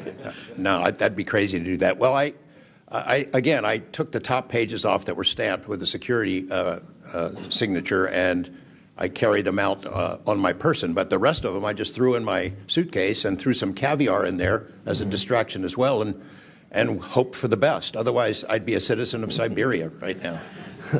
And you had you reported James Lakatsky came to you with government possession of NHI craft and how they ultimately gained entry. Can you testify to the veracity of that claim? Dr. Lukatsky is an honorable man who served most of his career with the DIA, a very trusted, high-level rocket scientist and intelligence analyst who inspired the OSAP program, as I said earlier. And in full disclosure, I've co-written 2 books with him. He dropped this on myself and our other co-author out of the blue. And it took 14 months for us to get DOPSR approval for him to release 2 sentences on that. He said this craft, we had managed to get inside of it. It had no wings, no rotor, no tail. It had no fuel tanks. They didn't know how it flew or how it was operated. It clearly looked like it was aerodynamic, but he would not go further. He's a by-the-book guy, and until he gets clearance to say more about that, I don't think we're going to hear much more. But it's not ours. It wasn't ours. We didn't make it. We didn't know who made it and how it was built and how it operated. We've got at least one. And I don't know. I think that's enough confirmation that we do have recovered discs and materials. Lastly, Mr. Borland, in the classified realm, have you been exposed to undeniable confirmation of NHI technology? And then my second question is Base Systems involved in any way with reverse engineering exploitation of non-human intelligence craft? Yeah, we're gonna have to have a conversation this Skip for that. Whether I'm legally even allowed to answer that, and whether you're even allowed to hear it, sir. Okay. Again, you can sense our frustration, and so I just want to thank you for coming forward. We will continue to fight because look, this is about making sure that this government belongs to the people and restoring the republic the way it was intended to be. Madam Chair, I also have further witnesses of courageous individuals. It was given to me by Dr. Stephen Greer, including Michael Herrera and his testimony. We have Roderick Castle and his testimony, Randy Anderson, his testimony, Stephen Digna, and others, 3 others, all saying similar things to what the witnesses today have said, and I would like to enter that into the record as well. No objection. Thank you. I now recognize Representative Lee for 5 minutes. Thank you, Madam Chair. I think we need to make sure that we don't get distracted by sensational stories only of unidentified anomalous phenomena and lose track of what the core of this hearing is about. This is all a perfect example of why whistleblowers are so important and why it's so important that we step up and protect them. With Trump, RFK Jr., EPA Administrator Lee Zeldin, and others committed to dismantling government and firing professionals who do dare to speak out against the threats this administration's disastrous policies create, we have to focus on protecting all whistleblowers, not only the ones who are reporting on UAP. I'd like to thank the whistleblowers who have agreed to come before the committee today and speak their truth. This administration's claims to care about waste, fraud, and abuse, and so often it is the whistleblowers who care and who are the tip of the sword fighting against the real waste, fraud, and abuse. One study found that whistleblowers expose fraud at more than twice the rate of third-party auditors. So, Mr. Spielberger, what are some of the best examples of whistleblowers exposing fraud and abuse in the federal government? Thank you, Congresswoman. Again, whistleblowers have played such a vital role across so many different issues. One prominent example goes back to the 2014 VA waitlist scandal. Pogo actually played a very instrumental role coordinating with Iraq and Afghanistan Veterans of America. At that time, we received tips and whistleblower disclosures from over 800 different individuals talking about the VA subjecting veterans to extensive wait times in order to get the basic standard of care that they deserve. It's certainly prolonged serious illnesses, even contributing to hastened deaths, and we were able to help shed more light on that issue, which I think just emphasizes the importance, even outside of the national security context. We are often still talking about serious issues and even life and death concerns. And unfortunately, whistleblowers can whistleblowing can lead to serious repercussions and retaliation, especially in this vindictive and lawless administration. Mr. Spielberger, in the past, what kinds of retaliation have they faced, and what are we seeing today under the Trump administration? So we've certainly heard about a number of different examples of retaliation. One that I'd like to highlight that Mr. Borland referenced previously is retaliation through abuse of the security clearance process. That can have grave implications not just for a whistleblower, but also their ability to seek legal counsel and defend themselves against retaliation. And when we look at the past several months of this administration, unfortunately, we've seen a really systematic approach toward dismantling the nonpartisan civil service. We've seen the mass firings. We've seen undermining of independent agency watchdogs, mass firings of inspectors general, undermining the Office of Special Counsel, the Merit Systems Protection Board. Again, these entities that are meant to be independent and play a critical role in investigating whistleblower disclosures and ensuring that their rights are protected. Yeah. Thank you. In 1989, Congress passed the Whistleblower Protection Act and then broadened it again in 2012 to ensure that federal workers could feel free to come forward to their elected officials. And it's a good thing we did, because whistleblowers have played a more important role than ever since Trump has taken office. It was thanks to a whistleblower that we learned that DOJ allegedly put every single American's personal security information at risk by bypassing safeguards and copying all this data to an unsecure server. I ask unanimous consent to enter into the record a New York Times article titled, quote, "DOJ put critical Social Security data at risk," whistleblower says. Good to go. Thanks.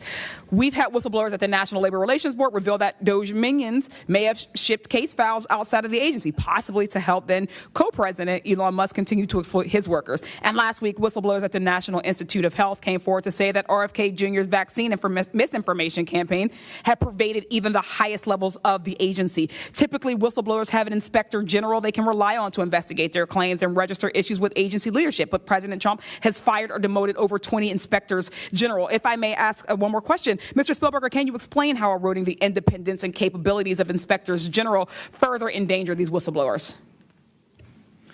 Absolutely. So again, whistleblowers already face incredibly great challenges in coming forward under normal circumstances. And when we erode these entities that are expected and required to enforce whistleblower protections, fairly investigate their disclosures, it calls into question the integrity of their investigations and findings, whether they'll take whistleblowers seriously when they come forward, and whether we can trust that they will use their authority to enforce the protections of whistleblowers who do come forward, essentially whether they will continue in their role as an independent watchdog or basically become a lapdog for a current or future president. Thank you. And I will take no more liberties. I yield back.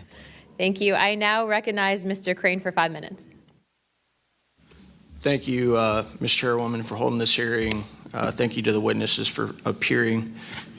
In the effort of transparency here, I got to admit to the witnesses that, growing up, I really never believed in UFOs or any of this stuff. I always thought it was a little kooky and whatnot. But, after hearing, your testimony from honorable service members, watching videos like my colleague, Mr. Burleson, just presented, I got to admit, I've become a believer. Not that I know where these things come from or, what they really are up to, but I'd like to start with asking the witnesses. Mr. Nusatelli, you were in the Air Force, right? Yes. Did you believe in UFOs prior to your encounter? I've always been interested. Okay. Yes. Chief Wiggins, you're currently in the Navy, is that correct? Correct. Did you believe in UFOs before your encounter?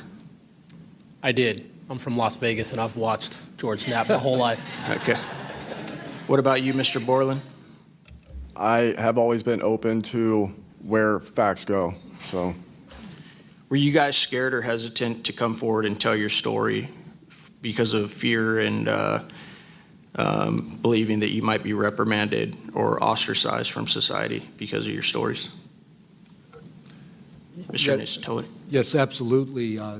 I probably would not have come forward if I didn't have documentation to prove some of my story. and I also wouldn't have come forward without the people that paved the way for us in, the first congressional hearing. So, Chief, what about you?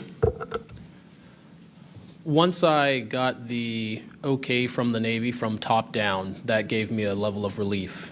Prior to that, I didn't have any thought left or right of that, but thanked the Navy to give me the go-ahead, and that gave me the relief that I would not have any level of reprisal or anything happen to me. Mr. Borland, how about you? Absolutely. I mean, after I went through everything, it was pretty clear that I caused a major issue in the executive branch, so I did what I was supposed to do, and that's why I haven't spoken publicly. That's why I'm happy to be here. This is how I wanted this to be done in regards to me. Mr. Borland, why do you think that you faced reprimand and discipline for your effort to come forward and be transparent about what you saw? About what I saw is the reason why I got into what I know and has been disclosed to Aero and the IG. And I think that information, well, it was labeled an extremely sensitive national security issue. Thank you.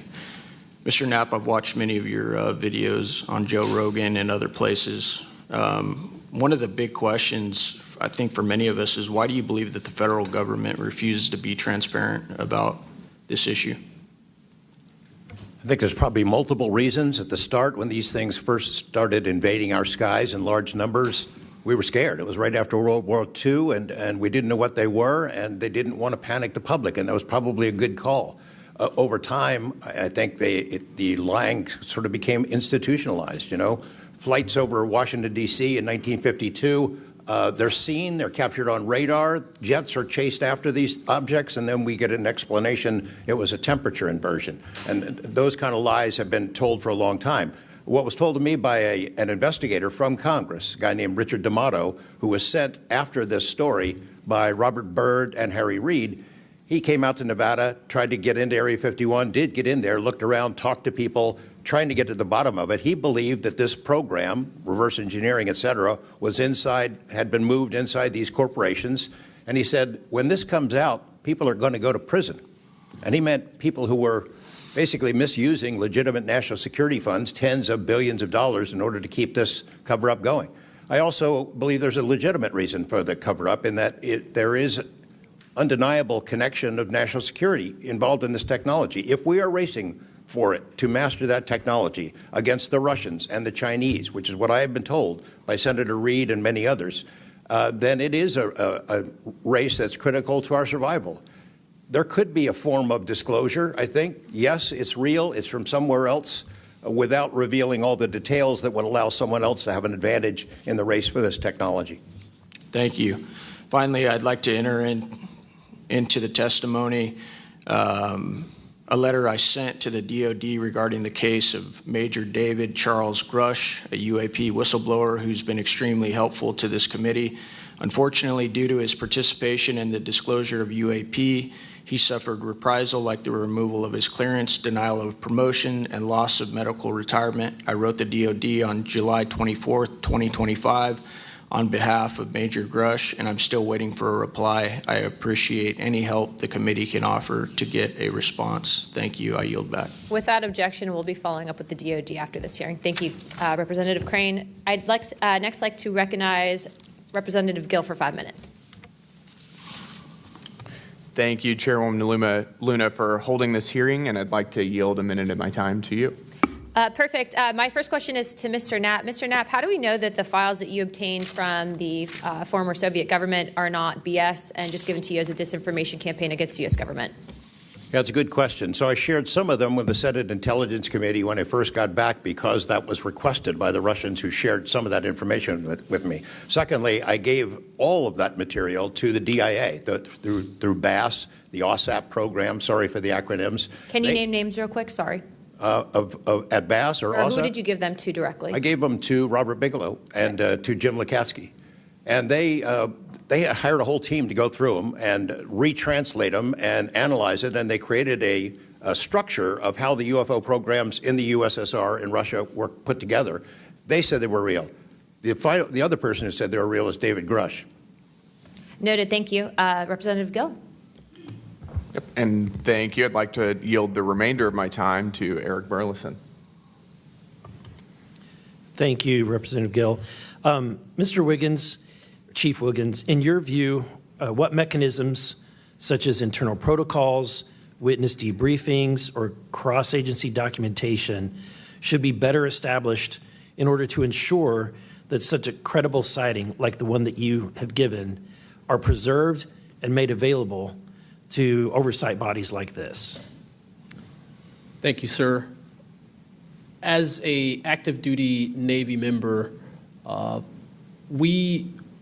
mission is to carry out the ship's mission or the command's mission, and we, on a general basis, don't have knowledge of what to do when we see things like this. We just don't. We're there to do our mission and do what's told of us, right? So I think what would be important is giving active duty members a clear way of being able to report things like this to where it gets to this point, and ensuring that we have a standard level of understanding that there wouldn't be any level of reprisal or anything happening, because I've been in the Navy for almost 24 years, but what about the sailors that have been in for 2 years that experience things like this? They're not going to have the knowledge, or they'll probably be a little bit more fearful to speak up, being it that their career is just starting.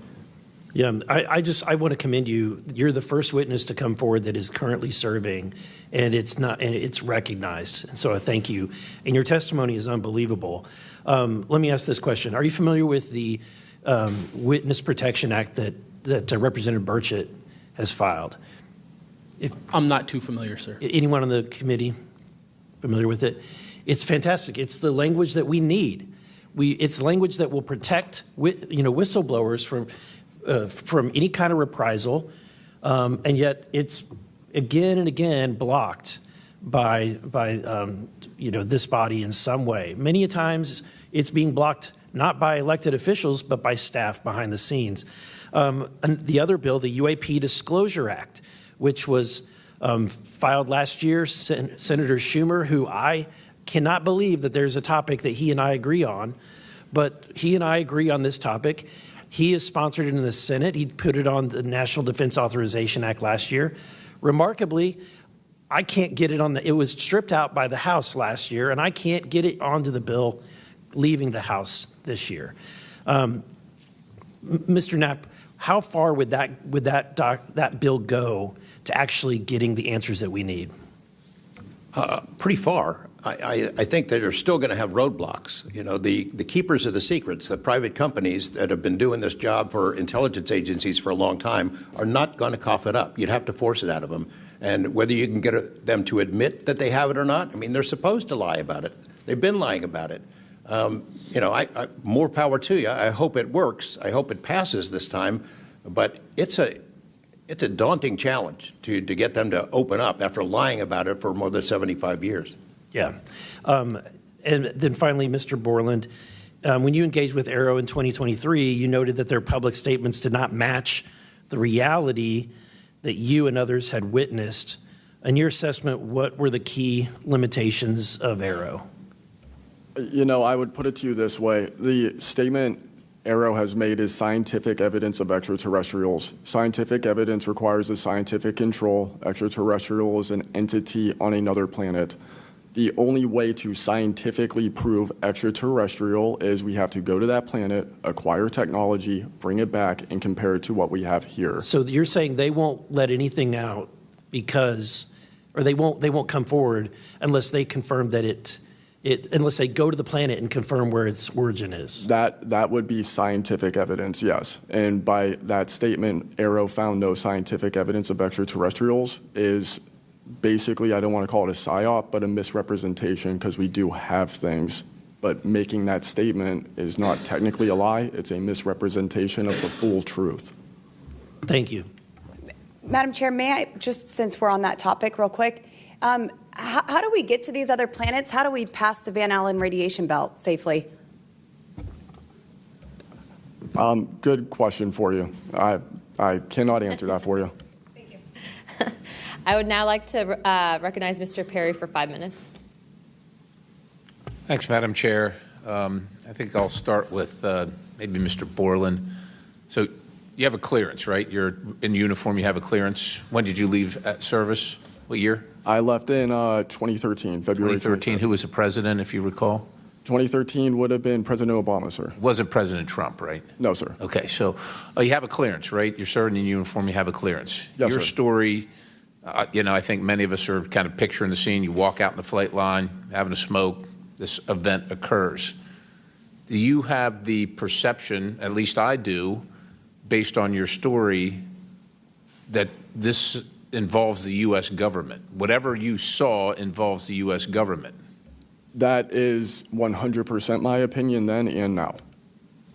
And was there an after action? Do you do a daily debrief of the activities of the day? Was any of that recorded? Was there a conversation with the command? Was there any documentation that you know of at the time? Not to my knowledge. I mean, like I said, I talked about it on the ops floor, and a couple of people had pulled me aside, some older enlisted, and were like, you probably want to keep that to yourself.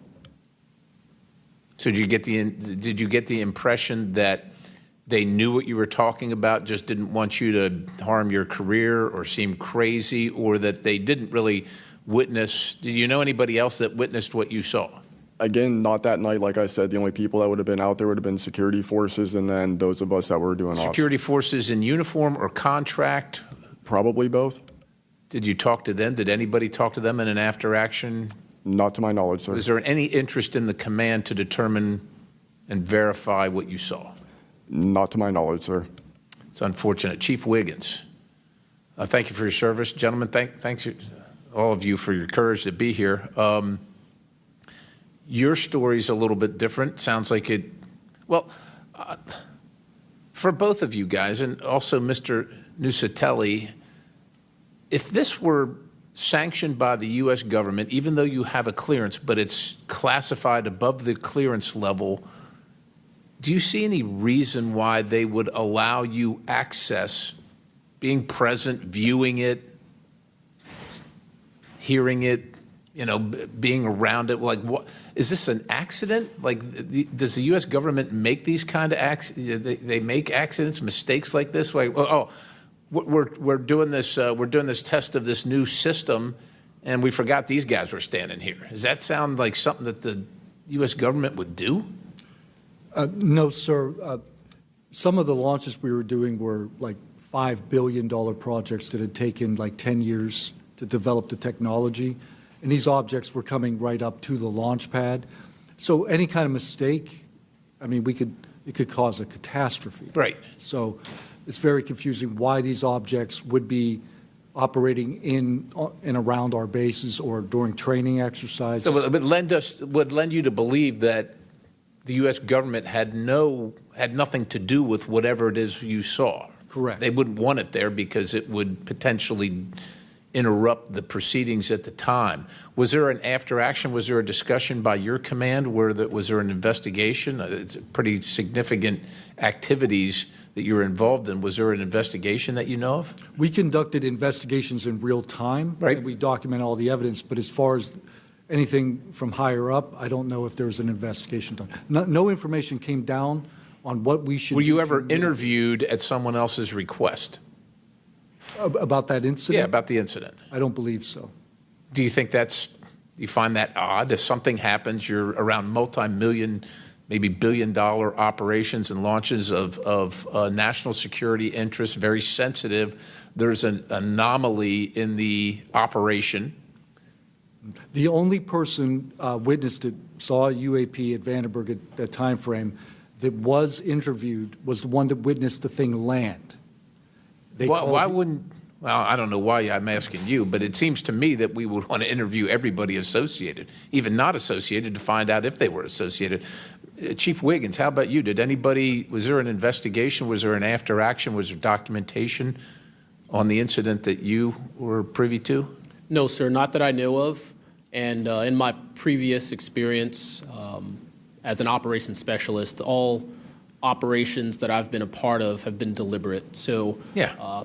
There And deliberate operations, after the operations, you conduct an after-action review, or that's what the Army calls it. I don't know what I imagine the Navy has something similar to determine your weaknesses, your successes. Do you do that in regard to this incident? No, sir. The Navy calls it after-action reports, and not to my knowledge was there an after-action report of this incident, sir. It's unfortunate. Thank you, Chair. I yield. I now recognize Mr. Biggs for 5 minutes. Thank you, Madam Chair. Thank you to the witnesses for being here today. I'll tell you that today's testimony should alarm every American, no matter their views on UAPs. This isn't simply about UAPs. It's about government integrity, responsible use of taxpayer funds, and Congress's constitutional duty to oversee the executive branch. We've heard evidence of critical information hidden in special access programs, off limits to virtually every elected representative, and certainly to the public. Credible witnesses report retaliation for speaking out. These are clear attempts to silence those who are exposing the truth. We must protect the whistleblowers. And decades of government disinformation have eviscerated public trust. So this isn't a partisan matter. It's a constitutional matter. And when you talk about the VAs, Ms. Spielberger, and all the problems that they had, the hub of that was Phoenix. And they went after the whistleblowers there. And that was under the Obama administration. So it doesn't matter which administration, which party, both parties have got to come clean, particularly on this. So if the government thinks it can hide the truth and punish those who speak out, Congress has to keep pushing until the facts, whatever they are, wherever they lead, come to light. I'm going to go to you, Mr. Knapp, first. You've interviewed numerous UAP whistleblowers over the years. The question is, how do you verify their claims before deciding they're credible enough to report on? It's a combination of factors. First, you check their credentials. Did they really serve where they said they did, and did they work where they said they did? Are there any other witnesses? Is there visual proof, film, footage, things of that sort? You ask the people around them that know them, that used to work with them, if they're credible people. That's one way. You know, I think about AARO, the organization that this body created to deal with witnesses and whistleblowers. I hope I'm not taking too much of your time here, but they invited people to come forward, service members who knew, saw things and had experiences. And I can tell you that the people that I have talked to who went through that are deeply disappointed. There was a guy named Bob Jacobs who was a lieutenant attached to Vandenberg in 1964. His unit would record missile tests. They recorded all of them. On one of these particular tests, a UFO comes out of nowhere, zaps what looks like a laser beam at what would have been a nuclear dummy, a nuclear weapon, and disabled it. And he is called into the commander's office. Two guys in suits clip that film footage out that shows the UFO, and he's ordered to never talk about it. He comes forward to AARO. He heeds the call, thinking he's doing his duty as an American to tell that story, and they completely dismissed him. They made up a story that they had tracked down the original footage, and there was nothing like that in it. Well, there was no original footage. It had been taken away the day the footage was recorded. He's deeply disappointed. People like Bob Salas, who had worked at a nuclear ICBM base, who saw UFOs flying over the base, and these missile silos were taken down. He went to AARO, too, and was completely disregarded. It almost looks like AARO operated as a counterintelligence operation to get people to come in, tell their stories, and then discredit all of them. I can't imagine that any whistleblower or witness will ever go to AARO again because of what happened under the first director, who's now long gone, but still seems to act as the spokesperson for that organization. And I would say, Madam Chair, maybe at some point we need to really dig deep into AARO, and I would encourage us. Oh, I'd be happy to send maybe a subpoena to Mr. Kilpatrick. That'd be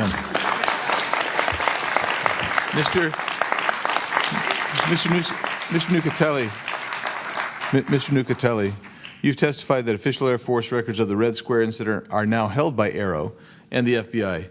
Has Congress or you been denied access to those records, and on what grounds would we be denied access, you or us? No, the records are unclassified, so okay, provide them to. In the 2003 to 2005 incidents you described, were any physical effects, electromagnetic interference, radio anomalies, or security system disruptions documented in base logs or any reports, official reports? Not to my knowledge, no. Mr. Wiggins, has the full resolution unedited footage of your incident been provided to Congress? Yes. Okay. Were you or your crew ever instructed formally or informally not to document or discuss the event? Ever? No. Good. Mr. Borland, you've talked about manipulation of your security clearance records. Can you identify which agencies or offices were responsible and whether they provided any written justification? I can do that in a skiff, sir, 100%. Because of being a part of a multi-agency special access program, I cannot give those publicly.